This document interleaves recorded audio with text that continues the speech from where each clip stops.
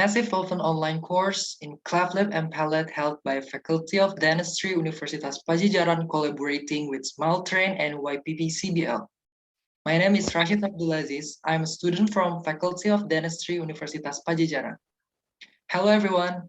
Greetings to all of the participants, the doctors, and the professors. It is an amazing occasion to see everyone from around the world here. Good morning, good afternoon, and good evening to all of us.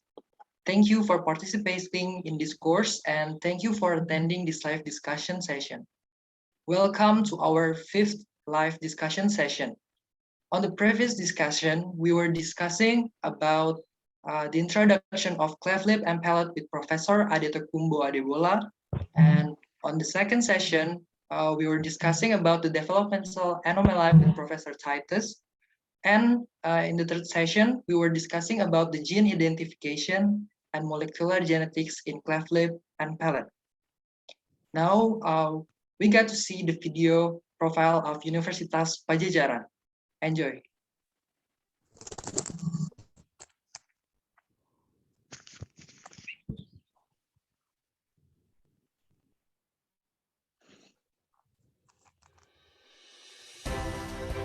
Existing in the middle of the lush and prosperous Sundanese area, which is rich of various culture,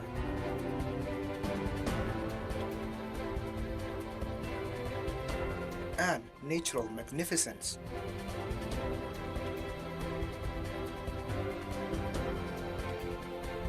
Becoming milestone in educating the nation, building persons to be society servants and nation founders.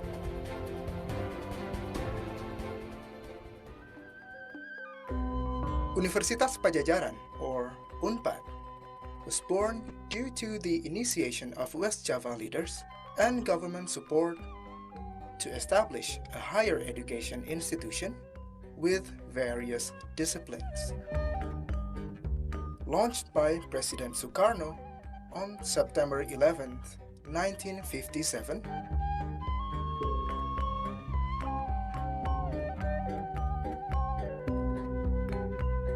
today, UNPAD has a large number of institutional achievements.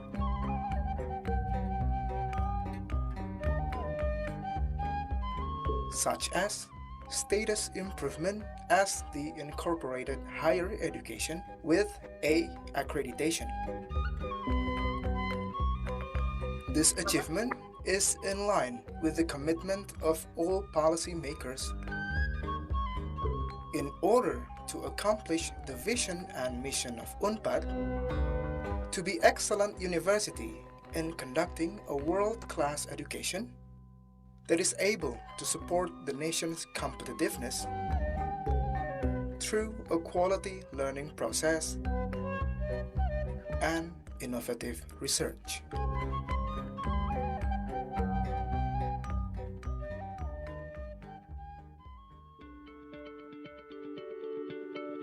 The representative learning facilities and strategic campus in the center of Bandung City, Bandung Regency, and higher education zone in Jatinangor, Sumedang, make UNPAD as an excellent university in conducting education,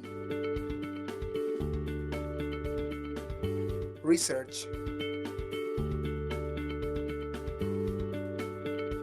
and community services.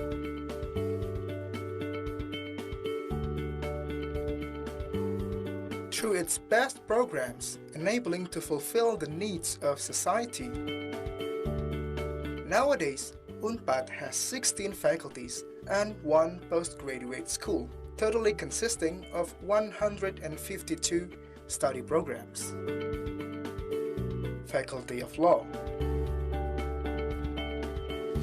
Faculty of Economics and Business, Faculty of Medicine, Faculty of Mathematics and Natural Science, Faculty of Agriculture, Faculty of Dentistry, Faculty of Social and Political Sciences, Faculty of Arts, Faculty of Psychology, Faculty of Animal Husbandry,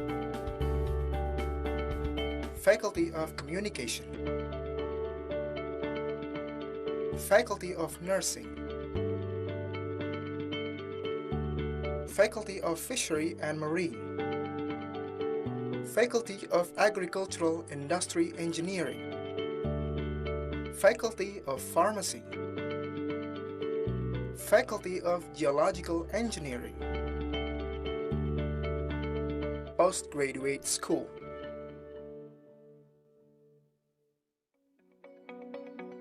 Realizing the importance of learning process, curriculum and learning method are continuously developed in order to adjust the dynamics of stakeholders' needs. Nowadays, UNPAD has used student-centered learning method. That is, learning method focuses on students as the base to actively involve in developing knowledge, skills, attitude and behavior with competence-based curriculum. Supported with professional faculty members and staffs, UNPAD is capable of generating competitive and characterizing graduates. Until now, it has registered 10,000 of students from all over Indonesia and hundreds of international students studying in Universitas Padjadjaran. To optimize the education and learning processes, UNPAD is supported with various representative supporting facilities such as library, Basic Science Service Center, Language Center, e-learning, teaching hospital, and dental hospital. In addition, UNPAD is also equipped with student dormitory, health facility, sport facility, campus transportation, banking, hall, and entrepreneurship facility. Such various facilities are supported with the utilizing of information technology. Besides supporting the academics quality, Universitas Padjadjaran also fully supports the activity of student character building through some student unit. As a part of society, Universitas Padjadjaran absolutely realizes that its function is limited not only in teaching, but also social and cultural aspects. Some social activities, society empowering,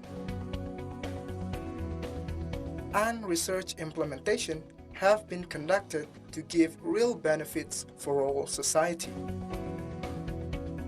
Universitas Padjadjaran, straightening and developing together with society. From West Java, for Indonesia, to the world through SDGs.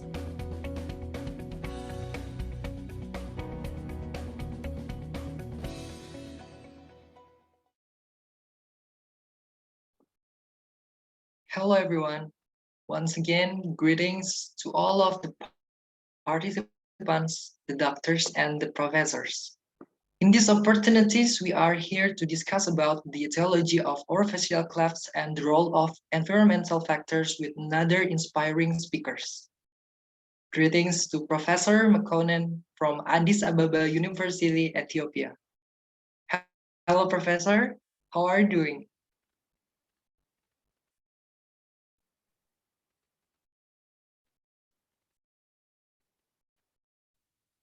I think the professor is not here yet, or there's some problem with his signal, I think.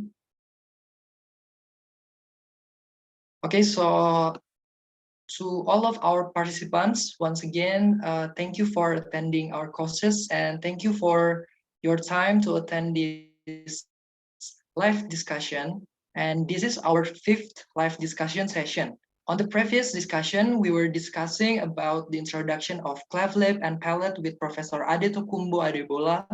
And on the second session, we were discussing about the developmental anomaly with Professor Titus.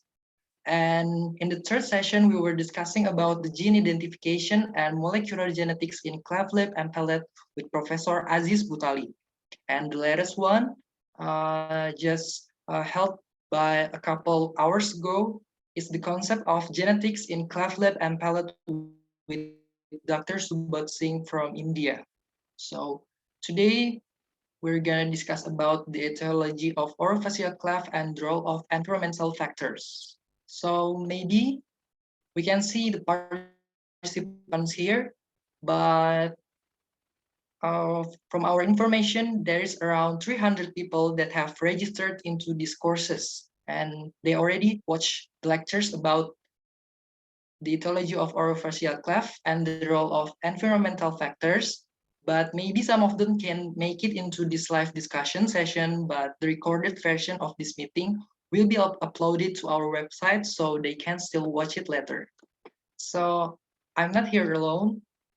We also have our moderator here, my teachers. Greetings to Dr. Gema Gempita from Universitas Pajajaran.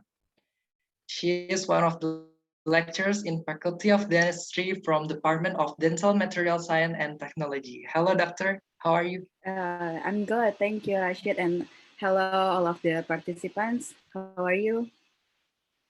I'm fine, doctor. Yeah, I think Professor Mekonen was here before, but like you said, that maybe his connection, like there's something wrong with his connection, so he's not here right now. So Yes. we'll wait. Tapi ada tes narkobanya. Let's just wait for Professor Mekonen. So maybe I will describe a little about today's live discussion guidelines for all of you that haven't attended the live discussion session before. I'm going to explain it in the first. So this live discussion will be separated into two sessions. In the first session, the professor will be answering the question that has been filled out by the participants in the MOC website. So I think the Professor Mekonen's signal is getting better. We're about to see him in a while. Hello, Professor.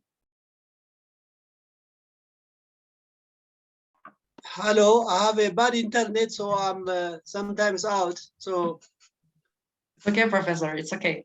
It's okay. okay. Hello, Professor. How are Hello, you? I'm fine. I can hear you. How are you, Professor? Can you hear my voice now? Yeah, I can hear you. Can you hear me? I can hear you, Professor. Okay. Okay. But I think the student committees help to show the Professor Mekonen video.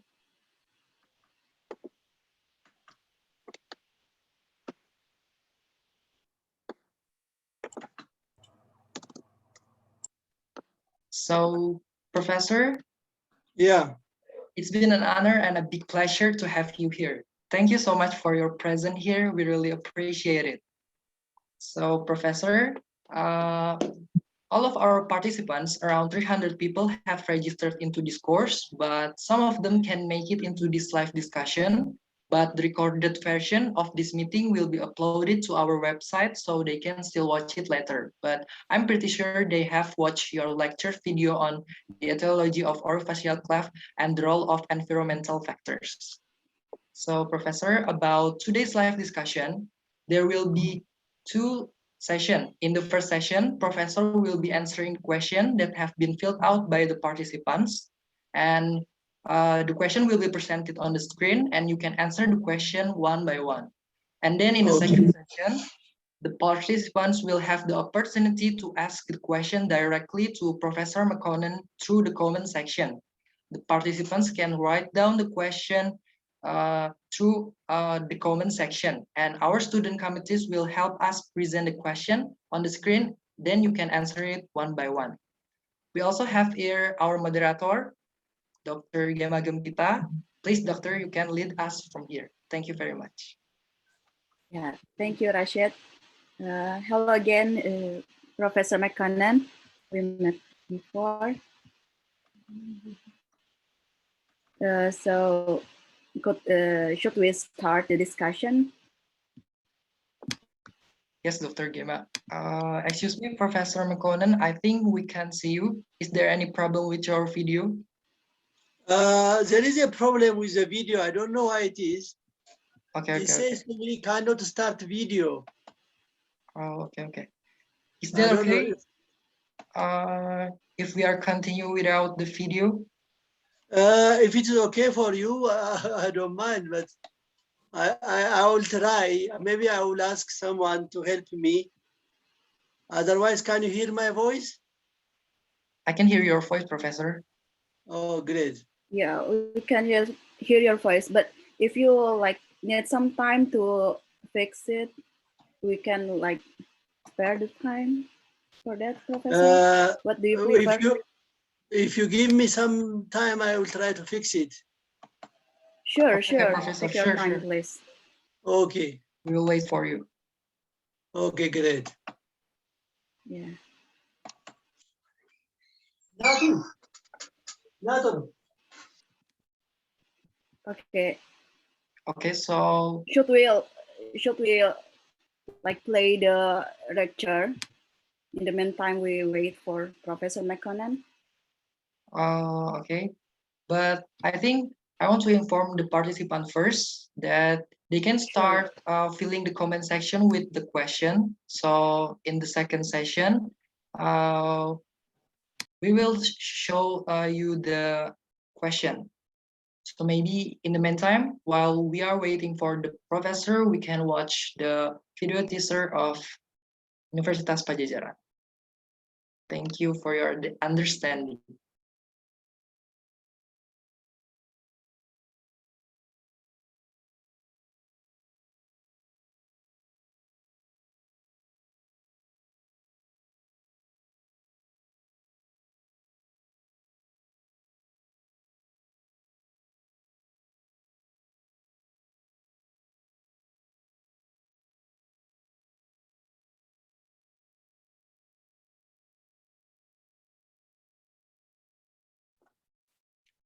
So to all of our participants, I hope we could wait for a couple minutes for Professor Mekonen. There is a problem with his signal, so he's trying to fix it.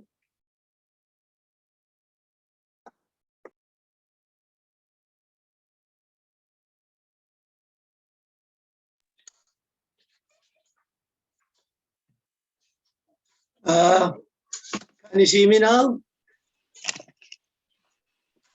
Hello, Professor. I can Hello. hear. Okay. I can see you now. Yeah. I can see. Okay. Okay. That's great. Okay, Professor. Please, Dr. Gema, lead us from here. Thank you very much. Thank you, Rashid. Hello, Professor. We can see you right now. Okay. What time is it now in Ethiopia?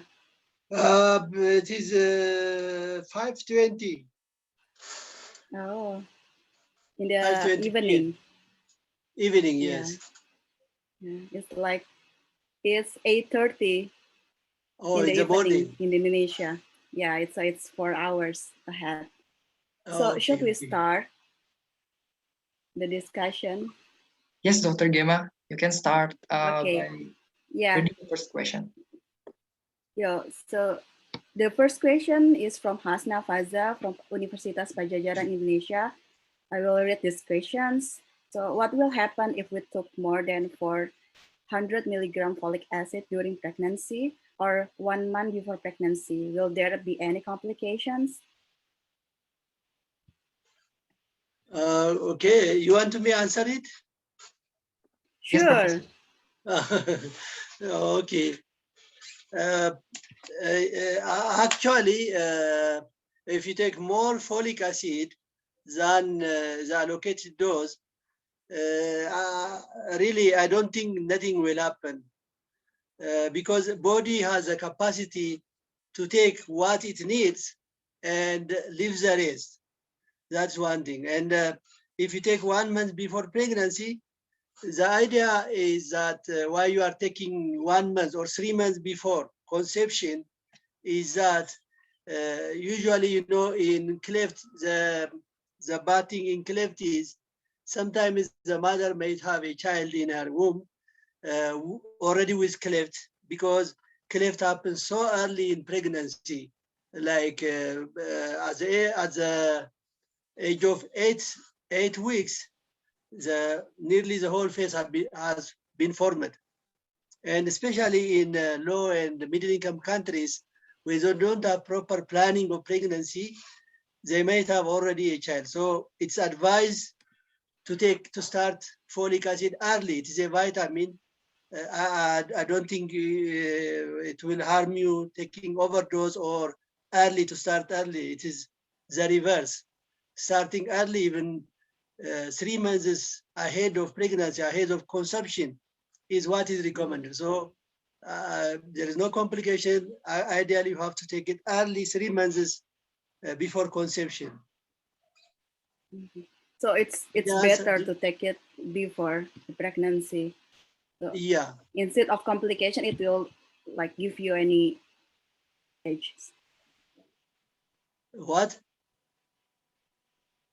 Instead of give you any complication, it will like give you advantage. Yes, it is. It's rather an advantage. Okay.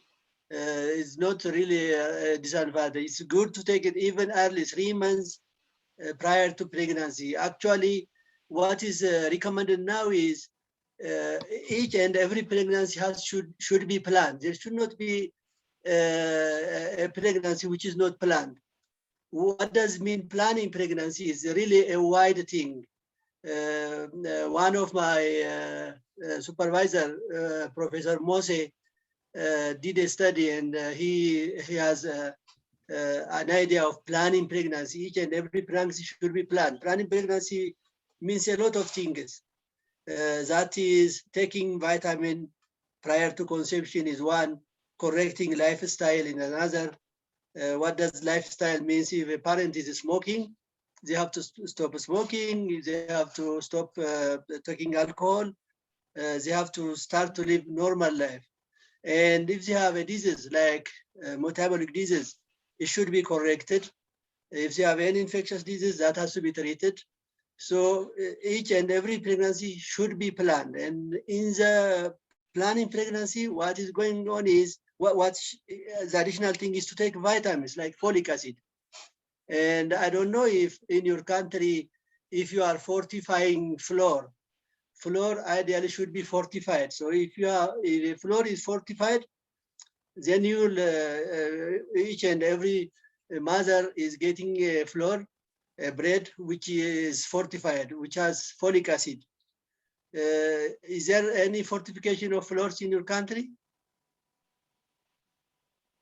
I'm not very well informed, but yeah, it usually when the woman wants like planned pregnancy, they like the doctor or the nurse give them folic acid to consume. Okay, when you know, fortification is not only for clefts.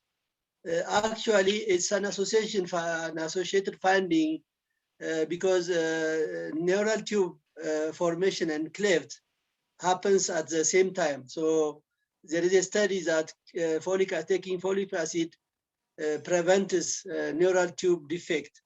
So they speculated that it can also prevent cleft, and actually it is proved.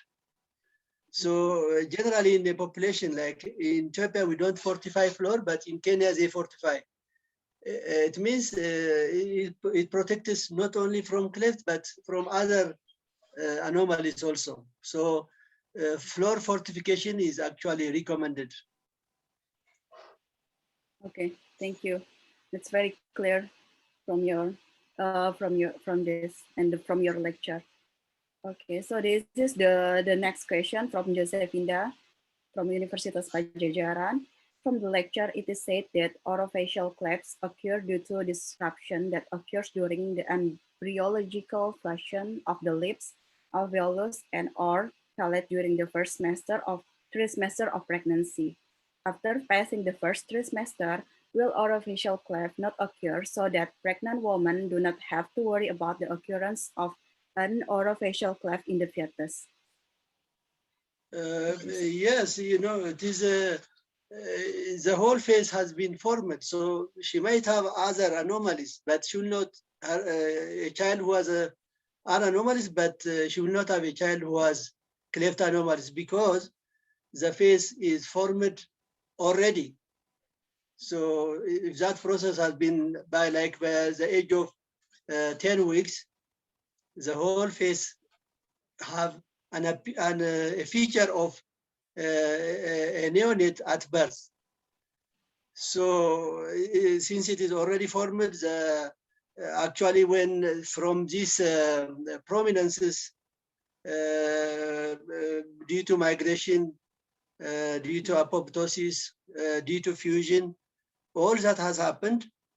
There may be some other anomaly. For example, if the mother has an amniotic band, which causes facial deformity, she may have a cleft, but not a typical cleft.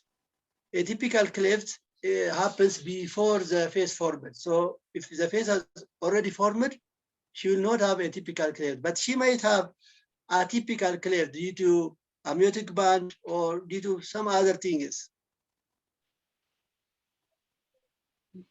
So can the parents see in the first trimester with with the USG or from the Ronson that their baby already has this orofacial cleft or not, Professor? Yeah, they can be comfortable because the whole face have been formed. So as I said, they will not have, their child will never have a typical cleft. But a typical cleft might happen.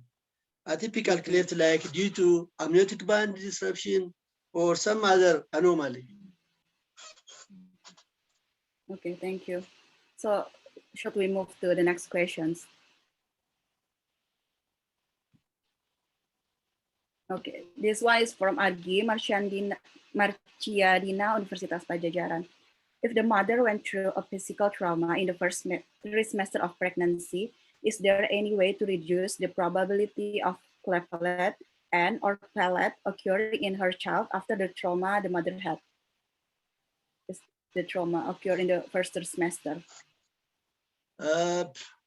You know, trauma is not listed in the cause of a typical cleft.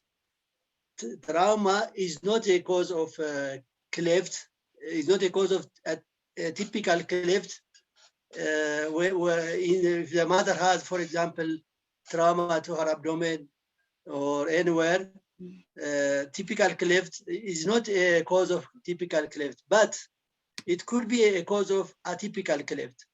And this is mentioned in the etiology of Tessire 7 cleft, which is if the mother has a trauma to her womb during pregnancy, she might have an amnion rupture. And the amniotic, there will be a peeling of amnion. And that peeled amnion may strap any part of the body, like it may strap the face, it may strap the digits, or it may strap the whole hand or the whole head. Then in that case, she might have atypical clefts. But trauma is not a cause of atypical cleft.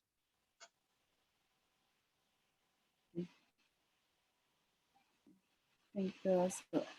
Thank you. Next questions, please.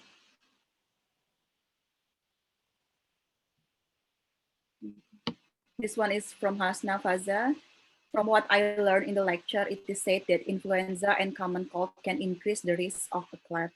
Could you elaborate more of the mechanism? This influenza and common cold, like increase the the risk of a probability of cleft Yeah. palate in the baby? Yeah, okay. This is from a study, and the study is an association study. It's not a direct cause and effect study. So in association study, it may not be really the direct cause, but when you, for example, if you are studying 100 patients, and from that 100 patients, mothers who have influenza, if they have cleft, like for example 60 or 70 have a cleft child, and 30 didn't have a cleft, this is called an association study. It's not a direct cause effect association. It's just an association study. But to discuss this, influenza affects if during the first or preconception time or early in conception time, the mother has influenza, it means she have a lot of the whole body is affected. She might have this may lead her to deficiency in folic acid, or it may have affected cell migration or cell fusion, or anything. It might have stopped the apoptosis. So because of that, influenza or any like diarrheal disease, any other acute illnesses during the conception period may be the cause. But things that you should know that this is not a direct cause and effect finding. It's an association study. So, but it can be discussed like this. So if the mother has an influenza, anything could be affected in her womb, like cell migration. What are the things which happen during formation of the face? The things which happen are cell migration, differentiation, apoptosis. So one of these could be disrupted, like if the mother has some sort of disease, including influenza or diarrheal disease, some of these processes may stop. Like for example, cell migration may stop, or cell differentiation may have stopped, or apoptosis may have stopped. So in that case, she will have a cleft or any other anomaly. So this could be, it's a very interesting question, thank you, but this can be explained this way.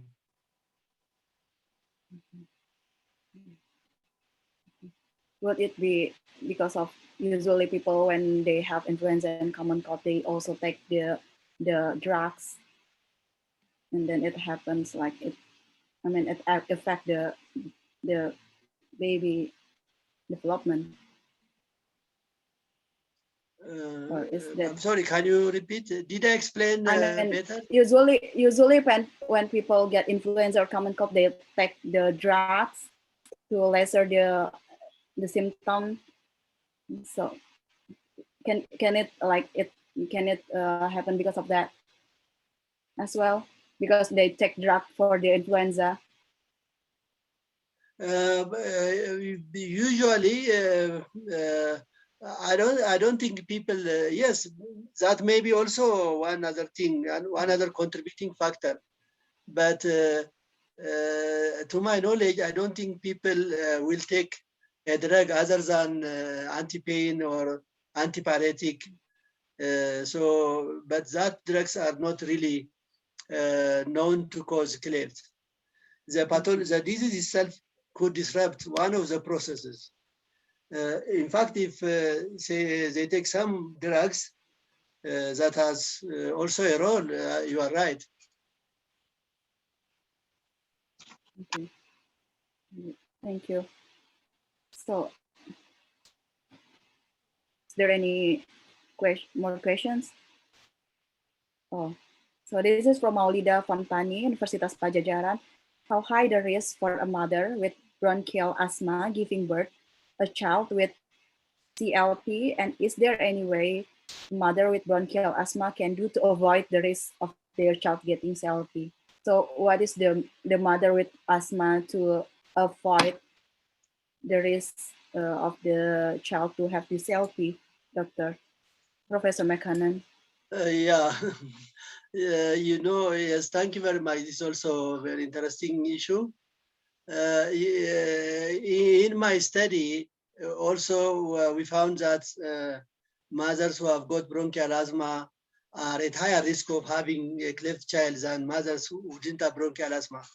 But in our study, I think in many other studies, there is a lot of confounding factor in this issue, because they might have taken a drug, for example, some anti-allergic drugs like celestamine, which are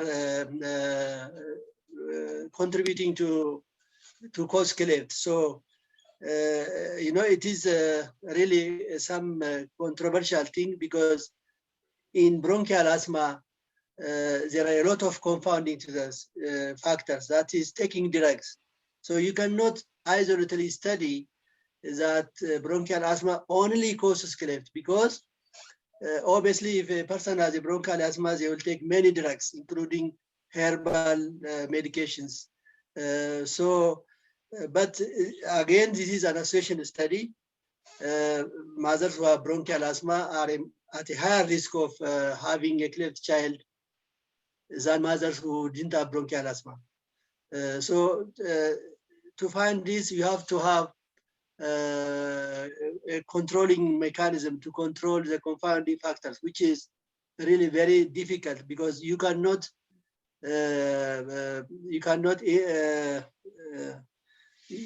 prevent the person who has got bronchial asthma from taking drugs. So here, you know, it could be the drug, it could be the disease itself, but this is a finding which I have reported, which many researchers have reported. But as I said, it is very difficult to tell that bronchial asthma is a cause for cleft lip and palate. But it was found to be associated. But keep in mind that there are a lot of confounding factors in this finding.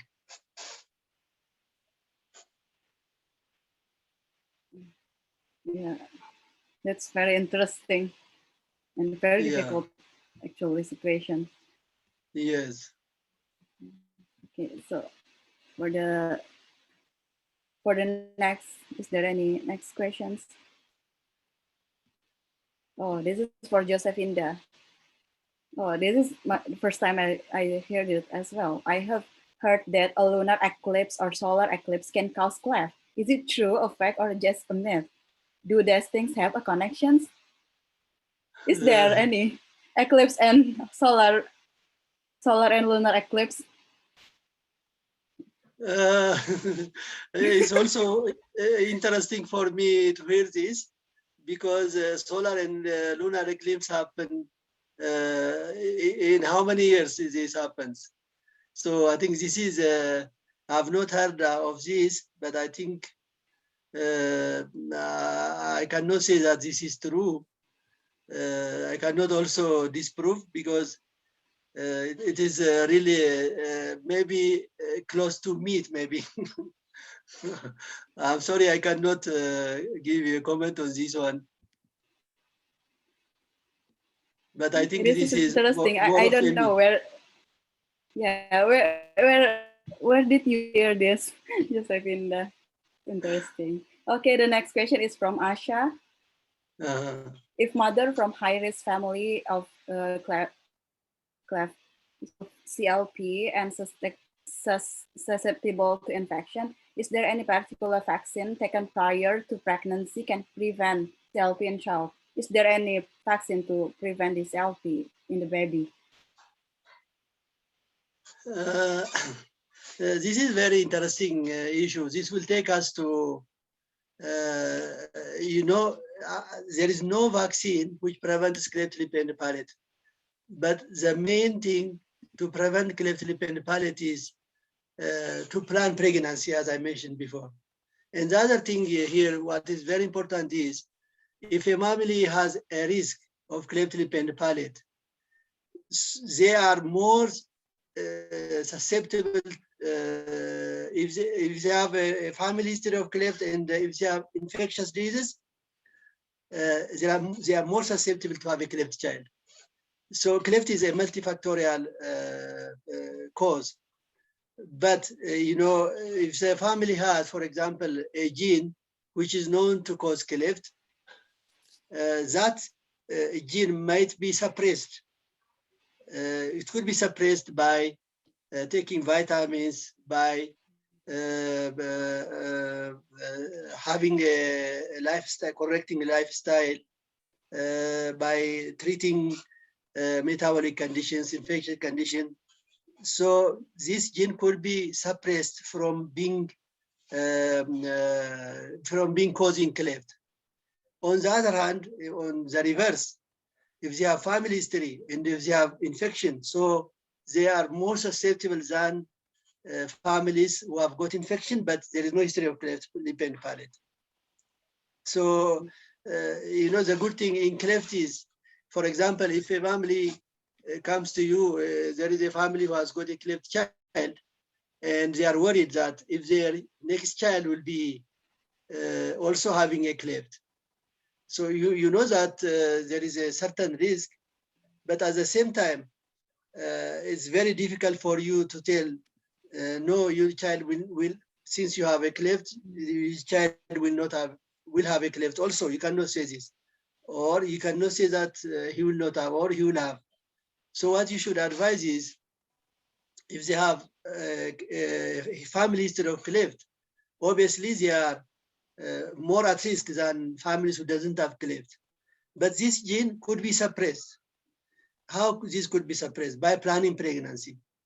If they do proper planning, which I mentioned earlier, so they might prevent that gene from being expressed. So that's very important. But if they have history of cleft and have also infection, the risk increases. They are more at risk. So they have to prevent all this, prevent acute diseases, control chronic diseases, take vitamins, have a better lifestyle. Then this is the advice you give. Okay, you are at risk. There is some risk because of your history, family history, but this could be suppressed. Like if you start living a healthy lifestyle, if you take vitamins, if you correct all the chronic diseases you have, like for example, if there is diabetes, that has to be corrected. So try as much as possible to prevent from contracting acute infections. Then that gene could be suppressed from being expressed. So I will have further question regarding this. So you said repeatedly that pregnancy should be planned.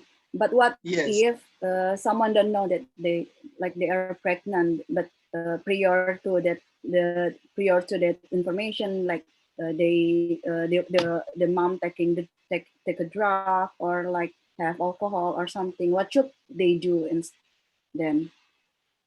If they already before knowing that they are pregnant, if they have taken, you mean alcohol or drugs, you mean that? Yeah, because like the pregnancy is not planned, but they don't know beforehand that they are pregnant.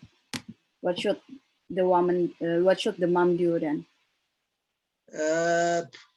You know, but it's a really interesting and also difficult question to answer.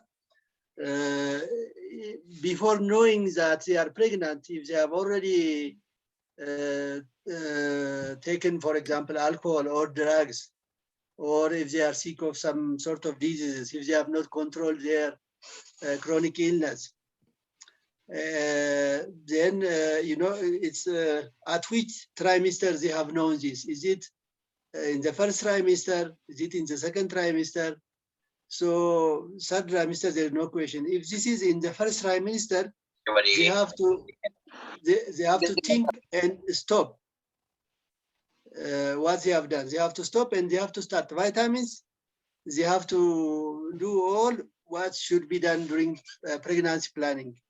They may not prevent it, but I think one should advise them to stop all this. Now you are pregnant. I don't know whether you have a child with cleft lip or other anomalies, but now you know that you are pregnant.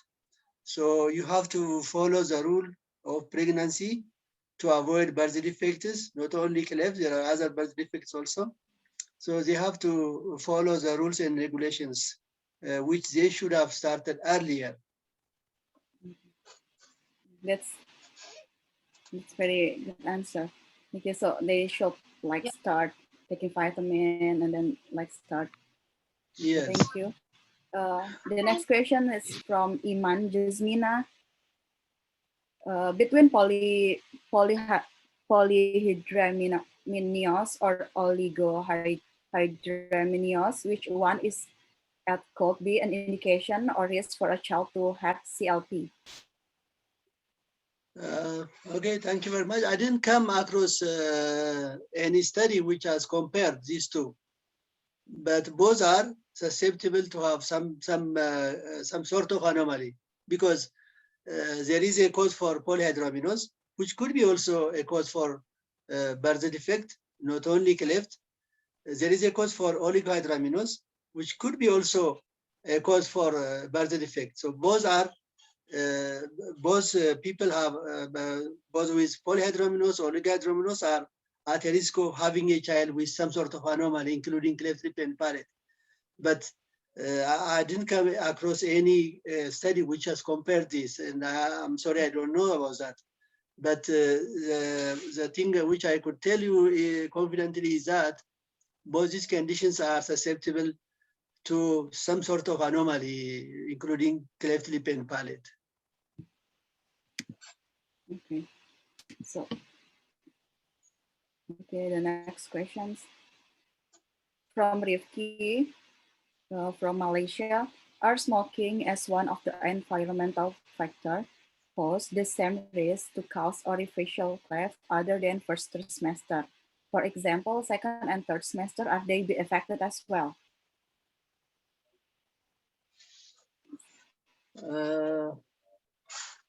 You know, when it comes, you know, cleft is anomaly. It's a structural anomaly. You know, there are structural anomalies and functional anomalies, isn't it? So once the structure is formed, which is during the first trimester, it's already formed. So, but other anomalies could happen, like functional anomalies, because if the parents continue to smoke, smoking is known to cause cleft lip and palate. It's a study, it's a known fact already. But since cleft is a structural anomaly, if the structure is already formed, the child might have other anomalies, other functional anomalies, but not cleft, because it's already, the structure is already formed. Did I answer this?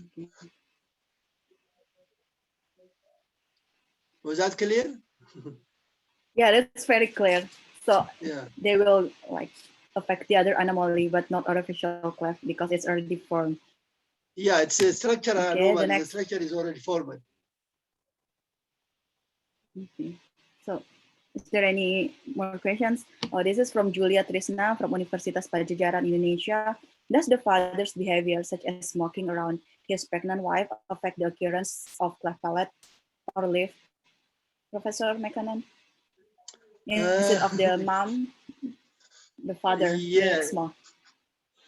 Yes, this is really also a known fact that, you know, actually what I haven't told you is that in cleft formation, fathers have more contributions. The father's contribution is more, including age.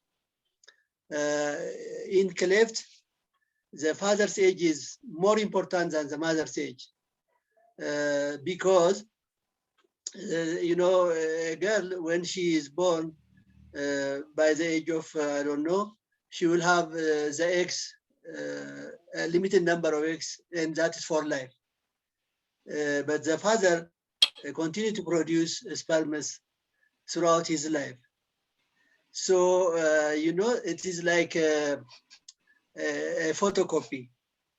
If a father has some sort of mutation because he is smoking, then he can he contributes to the formation of cleft. And also to the mother, passive smoking is almost equivalent to active smoking. So fathers, the contribution of father is many in cleft formation, age also, and also other, like if he is also a drinker or if he has a smoker, or so he has a lot of contribution. In fact, when you are talking of environmental factors, we intend to talk about what is the environment of the fetus is a mother, which is lifestyle, which is medication, which is illness. We forgot to talk about the father's contribution, but the father's contribution is really huge.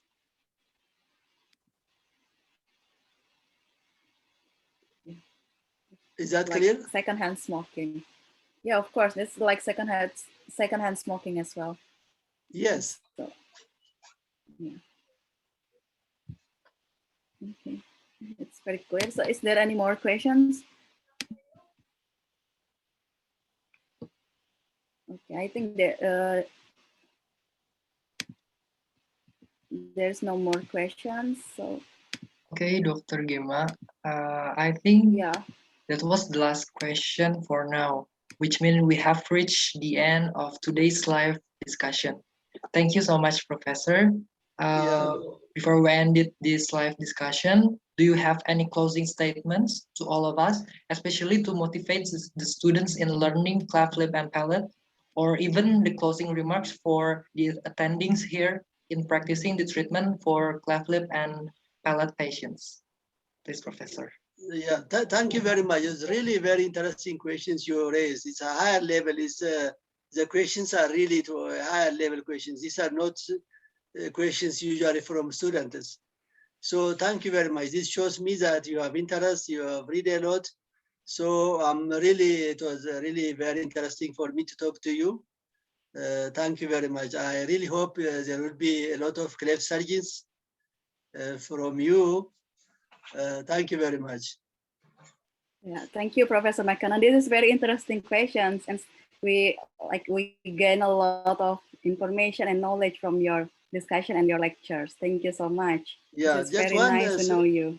Yeah, one small message to you is that there should not be a pregnancy which is not planned. All pregnancies should be planned.